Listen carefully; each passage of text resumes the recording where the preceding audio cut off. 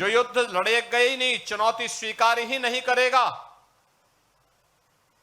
Plan का रास्ता अपनाएगा, वह कभी सफलता प्राप्त नहीं कर सकता, वह विजय का वर्ण नहीं कर सकता।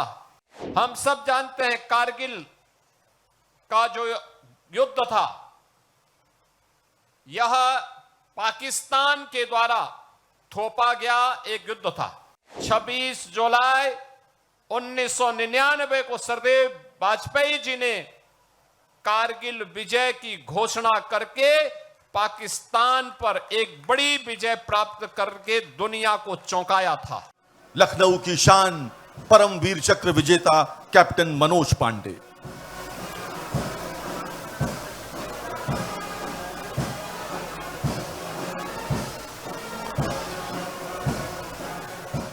बहनों और भाइयों, पूरा देश भारत माता के महान सपूतों के शौर्य और पराक्रम के प्रतीक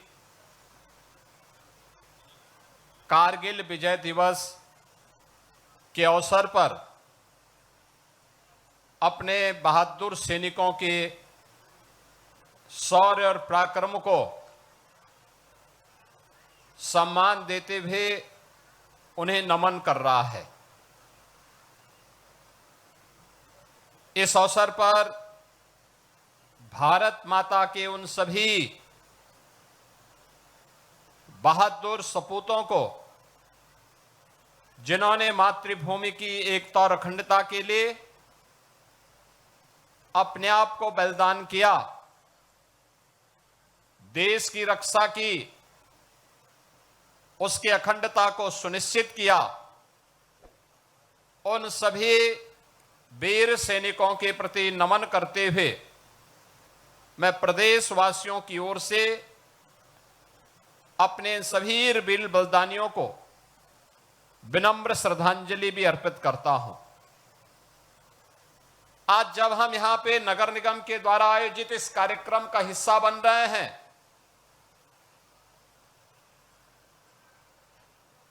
तो हमारे लिए ये दोहरी खुशी का क्षण भी है। एक और कारगिल के उन योद्धाओं को उनके स्मरण करने का, उनकी स्मृतियों को जीवंत बनाए रखने के लिए उनके परिवारजनों को सम्मान देने का, और दूसरी तरफ लखनऊ नगर निगम को प्रधानमंत्री मोदी जी के स्वच्छता सर्वेक्षण में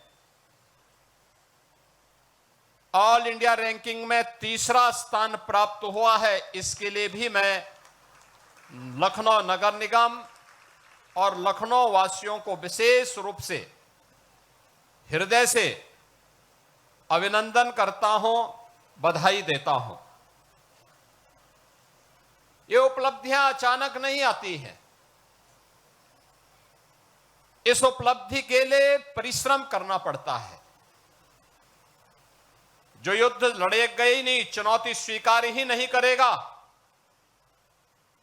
प्लान का रास्ता अपनाएगा, वह कभी सफलता प्राप्त नहीं कर सकता, वह विजय का वर्ण नहीं कर सकता। विजय का वर्ण वही करेगा जो चुनौतियों को से जूझेगा, चुनौतियों का सामना करेगा, प्लानवादी नहीं, समाज में विद्वेष पैदा करके बांटने वाले तत्व नहीं, चुनौतियों से जूझते हुए अपना मार्ग प्रशस्त करने वाले लोग ही जीवन में अपनी मंजिल को प्राप्त करते हैं। और भारत माता के उन महान सपूतों ने, वीर सैनिकों ने जब भी भारत के आन मान और शान के खिलाफ किसी दुश्मन ने दुस्साहस किया, उस दुश्मन का मुंहतोड़ जवाब देने के लिए भारत के वीर सैनिकों ने अपनी जान पर खेल करके, अपना बलिदान दे करके भी भारत की एकता और अखंडता को अक्षुण्ण बनाए रखने के लिए अपना योगदान किया। हम सब जानते हैं कारगिल का जो युद्ध था, यह पाकिस्तान के द्वारा थोपा गया एक युद्ध था। मई 1999 में कारगिल के पास उन पहाड़ियों पर घुसपैठ की सूचना स्थानीय जो चरवाहे थे उन्होंने भारतीय सेना को उपलब्ध करवाया। भारतीय सेना ने इसके लिए देश की तत्कालीन सरकार को अवगत कराया और उसके बाद चेतावनी के बाद भी जब उन लोगों ने हमला करना प्रारंभ किया तो उनकी गलतफहमी को दूर करने के लिए ऑपरेशन विजय के नाम पर सरदेव प्रधानमंत्री से अटल बिहारी वाजपेयी जी ने 1999 में जिस अभियान को आगे बढ़ाया था उसकी आज ही घोषणा हुई थी। 26 जुलाई 1999 को सरदेव वाजपेयी जी ने कारगिल विजय की घोषणा करके पाकिस्तान पर एक बड़ी विजय प्राप्त करके दुनिया को चौंकाया था, क्योंकि कारगिल सामरिक दृष्टि से एक अत्यंत चुनौतीपूर्ण क्षेत्र था, जहां पर दिन में भी टेम्परेचर -50 से भी नीचे रहता है। पाकिस्तान ऊपर था, भारत के सैनिक नीचे थे, लेकिन भारत के सेना के शौर्य और पराक्रम के सामने कायर पाकिस्तान के जितने भी घुसपैठिए थे वे बहुत देर रुक नहीं पाए। उस समय पाकिस्तान के राष्ट्रपति मुशर्रफ, परवेज मुशर्रफ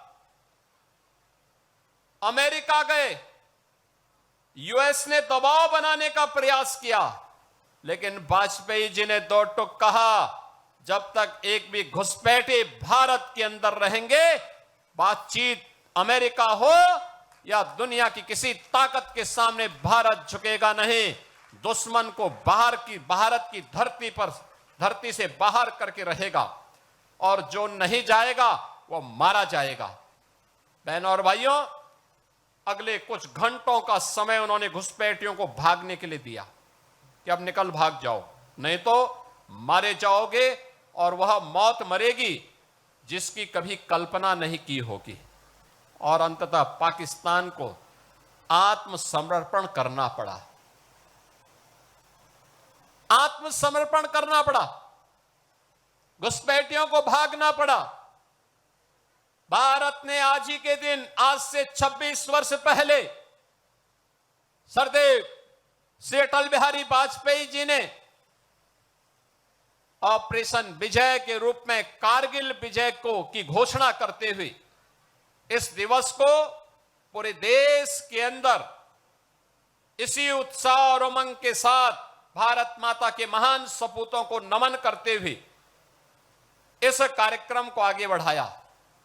यह हमारे प्रदेश का सौभाग्य है कि देश के आन मान और शान के लिए लड़ते हुए जब भी आवश्यकता पड़ी तो भारत के जवानों ने कभी पीछे मुड़ करके नहीं देखा। कारगिल के युद्ध में भी 1999 में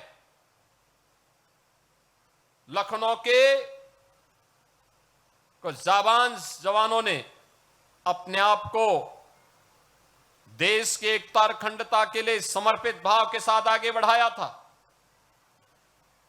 और उसमें से जो हमारे भारत माता के महान सपूत बलिदान हुए, उनमें captain Manoj Kumar Pandey, captain Aditya Mishra, lance naik Kevalanand Dwivedi, rifleman Sunil Jung, major Ritesh Sharma, ये नाम ऐसे हैं जिन नामों का स्मरण केवल लखनऊ और प्रदेशवासी ही नहीं, पूरा देश बड़े गौरव के साथ लेता है, बड़े गर्व के साथ लेता है।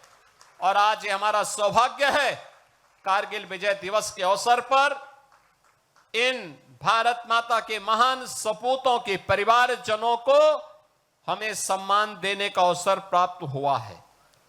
हमने प्रदेश सरकार में 2018-2017 में सरकार बनने के बाद डबल इंजन की सरकार ने आदरणीय प्रधानमंत्री जी की प्रेरणा से देश के अंदर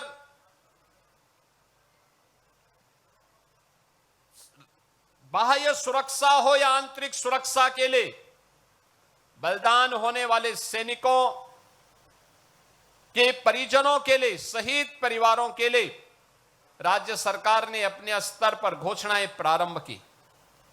अगर कोई जवान देश की सीमाओं की रक्षा करते हुए आंतरिक सुरक्षा की स्थिति को बनाए रखने के लिए कहीं बलिदान होता है, तो राज्य सरकार अपने स्तर पर उस परिवार को 50 लाख रुपए की सहायता अलग से देती है। परिवार के एक सदस्य को उत्तर प्रदेश सरकार की नौकरी में भी स्थान देती है, नौकरी देती है, और उनके स्मारक को उनकी जन्मभूमि या उनकी कर्मभूमि जहां पर परिवार के लोग सहमत होते हैं वहां पर उसे स्थापित करने के लिए अपना योगदान देती है। प्रदेश सरकार अपने वीर सैनिकों के प्रति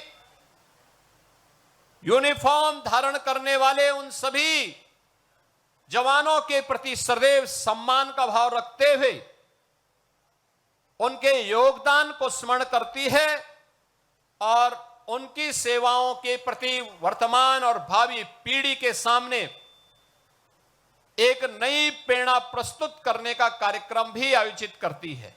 आज का ये कार्यक्रम उसी प्रेरणा का हिस्सा है।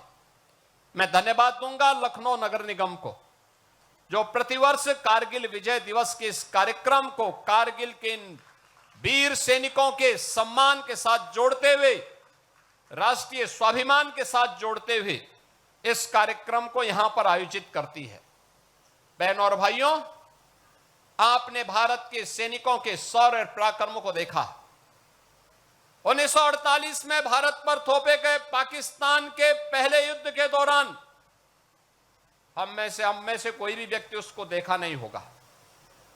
1965 को भी हमने नहीं देखा होगा, 1971 को भी नहीं देखा होगा, लेकिन बहुत सारे ऐसे लोग होंगे, सैनिक होंगे जो 1971 और 1965 की लड़ाई लड़े होंगे। बहुत सारे हमारे आसपास ऐसे जवान होंगे जिन्होंने इन सभी युद्धों में जिनका बलिदान हुआ होगा, उनकी स्मृतियां आज भी हमारे सामने हैं। और इसीलिए सरकार ने भी तय किया है कि हर जनपद में भी वीर सैनिकों के इसी प्रकार के युद्ध के स्मारक और उनके बलिदान के स्मारक बनने चाहिए, जिससे वर्तमान पीढ़ी एक नई प्रेरणा प्राप्त कर सके। ये सामूहिक रूप से कार्यक्रम आयोजित होने चाहिए, जैसे कार्यक्रम आज लखनऊ में आयोजित हो रहा है। एक और सरकार के स्तर पर प्रयास, उन्हें अधिक से अधिक सैनिकों के प्रति सम्मान का भाव व्यक्त करते हुए हमारी सरकार ने तय किया है कि अग्निवीर के रूप में जो जवान देश की सेनाओं में अपना योगदान दे रहे हैं, जब वह जवान रिटायर होकर के आएगा, उत्तर प्रदेश पुलिस बल में हम ऐसे जवानों को 20% आरक्षण की व्यवस्था कर रहे हैं। उन सभी जवानों के लिए 20% आरक्षण उत्तर प्रदेश पुलिस बल में हम लोगों के द्वारा उपलब्ध करवाने की कार्रवाई को भी आगे बढ़ाया गया है। बहनों और भाइयों, हमें ध्यान रखना होगा, राष्ट्र की एकता और अखंडता सदैव बलिदान मांगती है। हमें हर हाल में, हर कीमत पर राष्ट्र की एकता और अखंडता को बनाए रखने के लिए अपना योगदान देना होगा। आज अगर हम चैन से सो पाते हैं, समृद्धि के मार्ग पर आगे बढ़ पाते हैं, विकास के इन नए नए आयामों का लाभ ले पाते हैं। आधुनिक सुविधाओं से अगर हम लोग आज के दिन पर लाभान्वित हो पा रहे हैं तो इसका कारण है क्योंकि भारत के वीर जवान भारत की सीमा में सम और विषम परिस्थितियों का सामना करते हुए देश की सीमाओं की रक्षा कर रहे हैं। उनके द्वारा किए जाने वाले योगदान के कारण हम देश के अंदर प्रगति के इस लाभ को अपनी आंखों से देख पा रहे हैं। एक तरफ बढ़ता हुआ भारत, एक नई ताकत के रूप में उभरता हुआ भारत, नए अपने शौर्य और पराक्रम के लिए देश और दुनिया के अंदर अपना लोहा मनाने वाला भारत। ऑपरेशन सिंदूर के माध्यम से भी आपने भारत के शौर्य और पराक्रम को देखा होगा। आपने देखा होगा जिस पाकिस्तान ने और उसके प्रेरित आतंकवाद ने पुलवामा में निर्दोष तीर्थ यात्रियों को अपना शिकार बनाया था, उन्होंने 22 ऐसे जवानों को, ऐसे तीर्थ यात्रियों को अपना शिकार बनाया था। उस पाकिस्तान को सबक सिखाने में भारत के बहादुर जवानों को और भारत की सेना को 22 मिनट भी नहीं लगे। पाकिस्तान की आतंकी कैंपों को तहस नहस कर दिया। प्रधानमंत्री मोदी जी ने यही कहा था कि पुलवामा में जिसने भी दुस्साहस किया उसको इसकी कीमत चुकानी पड़ेगी। और फिर आपने देखा होगा इस बार भी पाकिस्तान चिल्ला चिल्ला के अमेरिका के पास पहुंच गया था। भारत एक मोर्चे पर कई देशों से लड़ रहा था, कहीं तुर्की के द्वारा, कहीं चीन के द्वारा और कहीं दुनिया के अन्य देशों के द्वारा भी उसे सहायता दी जा रही थी। लेकिन उस सब के बावजूद भारत की बहादुर सेना के सामने पाकिस्तान की एक नहीं चली और अंततः उसको समर्पण करने के लिए मजबूर होना पड़ा था, ये बहादुर सैनिकों के नाते। और इसलिए यूनिफॉर्म के प्रति सम्मान का भाव हर भारत का दायित्व बनता है, हर भारतवासी का दायित्व बनता है।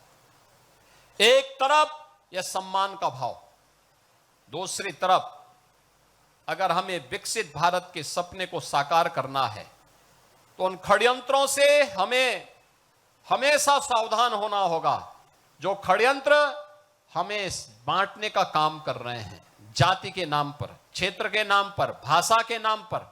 याद रखना, बल, बुद्धि और विद्या में भारत कभी इतिहास के किसी भी कालखंड में कभी कमजोर नहीं रहा, कभी कमजोर नहीं रहा। किसी बात की कोई कमी भारत के अंदर कभी नहीं थी।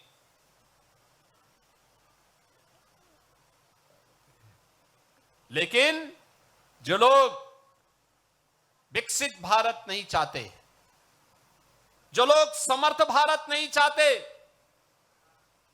जो लोग सशक्त भारत नहीं चाहते, वे लोग भारत को जाति के नाम पर, क्षेत्र के नाम पर, भाषा के नाम पर, तमाम वादों के आधार पर बांट करके, सामाजिक ताने बाने को छिन्न भिन्न करके दुश्मन को प्रेरित और प्रोत्साहित करते हैं, दुश्मनों को प्रेरित और प्रोत्साहित करते हैं। उनकी सहानुभूति किसी गरीब के लिए नहीं है, उनकी सहानुभूति देश के लिए नहीं है, उनकी सहानुभूति उन लोगों के प्रति होती है जो घुसपैठिए के रूप में भारत के नागरिकों के हक पर डकैती डालने का काम कर रहे हैं। ये दृश्य आज देख रहे होंगे, ये दृश्य आज भी आप देख रहे होंगे। भारत के नागरिक को मताधिकार, संविधान प्रदत्त यह अधिकार प्राप्त हो, यह उनकी चिंता नहीं, लेकिन एक घुसपैठिए को प्राप्त हो, यह उनकी चिंता है। और ये वही लोग हैं जब सत्ता में आते हैं परिवारवाद चलाते हैं और जातिवाद का सहारा लेकर के सामाजिक ताने बाने को छिन्न भिन्न करने का काम भी करते हैं। याद रखना, इतिहास के किसी भी कालखंड में जब भी हम इस प्रकार की प्रवृत्ति के तत्वों के चंगुल में फंसे, भारत को इसकी बड़ी कीमत चुकानी पड़ी है, बड़ी कीमत चुकानी पड़ी है। क्यों विदेशी हमलावर भारत पर हावी होते गए? ऐसा नहीं कि हमारे पास योद्धाओं की कमी रही हो, हमारे पास बल या बुद्धि या वैभव की कमी किसी स्तर पर रही हो। भारत गुलाम हुआ इसलिए क्योंकि एक ऐसी उस समय कुछ ऐसी ताकतें थी जो बांट रही थी, जैसे आज कुछ राजनीतिक दल फिर बांटने का काम कर रहे हैं। ये विभाजन हमारी कमजोरी का कारण था। इस विभाजन से फिर से बचने की आवश्यकता है। एक भारत श्रेष्ठ भारत के रूप में हमें एक समर्थ और सशक्त भारत के लिए, एक आत्मनिर्भर और विकसित भारत की संकल्पना को साकार करने के लिए आगे बढ़ना होगा, एकजुट होना होगा। कारगिल विजय दिवस का संदेश यही है, जिन वीर सैनिकों ने अपना बलिदान दिया है उनकी प्रेरणा यही है कि हम एक भारत और श्रेष्ठ भारत के माध्यम से ही एक सशक्त और समर्थ भारत की परिकल्पना को साकार कर सकते हैं। आज के इस अवसर पर मैं भारत माता के उन सभी सपूतों को जिन्होंने विभिन्न युद्धों में देश की सीमाओं की रक्षा करके भारत की अखंडता को सुनिश्चित किया, आंतरिक सुरक्षा को बनाए रखने के लिए अपने आप को बलिदान दिया, उन सभी वीर जवानों को मैं विनम्र श्रद्धांजलि अर्पित करते हुए उनकी स्मृतियों को नमन करता हूं। भारत माता के जो हमारे बहादुर जवान, जिन्हें लखनऊ की धरती को पैदा करने या लखनऊ को अपने जन्मभूमि और कर्मभूमि के रूप में जिन्होंने स्वीकार किया, ऐसे captain Manoj Kumar Pandey, captain Aditya Mishra, lance naik Kevalanand Dwivedi, rifleman Sunil Jung, major Ritesh Sharma, इन सब की स्मृतियों को नमन करते हुए मैं इन्हें विनम्र श्रद्धांजलि अर्पित करता हूं।